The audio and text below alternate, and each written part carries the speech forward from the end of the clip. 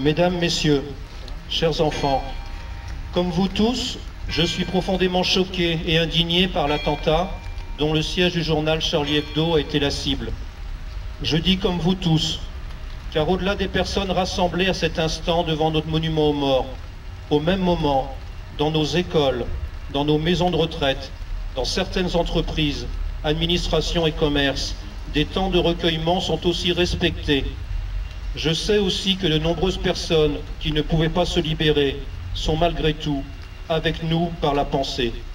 En votre nom, je tiens à assurer les familles des victimes de notre soutien et de notre solidarité face à cet acte terroriste d'une violence inqualifiable. Si cet acte est inacceptable au travers de son caractère criminel et des vies humaines qu'il a brisées, il est encore plus inacceptable par les supposées raisons qui en sont la cause. Quelles que soient nos croyances, quelle que soit notre proximité ou non avec la religieux, aucun Dieu ne saurait justifier pareil meurtre de sang-froid, ni pareille volonté de s'en prendre à la liberté de conscience. En agissant ainsi, ces individus ont gravement défiguré la religion dont ils se réclament et sali le visage du Dieu qu'ils prétendent servir.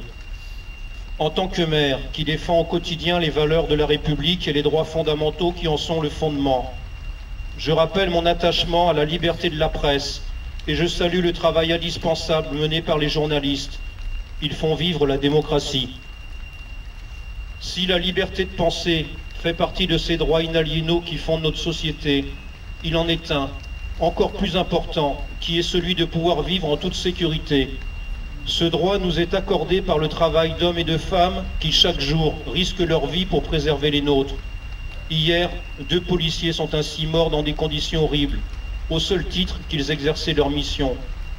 Et on peut malheureusement rajouter à cette liste les morts qui sont survenus ce matin en banlieue parisienne.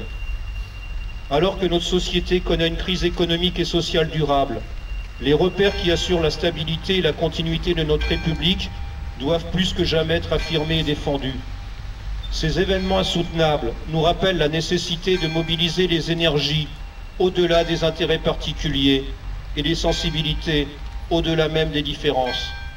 Elles nous rappellent la solidarité qui permet de donner un sens à ce qui nous réunit. Elles nous rappellent l'intransigeance que nous devons avoir face aux haines, face au racisme, face à toutes les atteintes aux principes et aux valeurs qui nous constituent. Elle nous rappelle aussi combien nous devons être exigeants pour préserver et protéger la dignité humaine.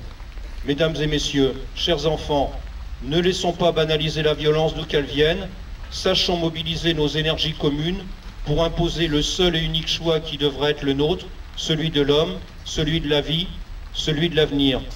Vive la paix, vive la République et vive la France.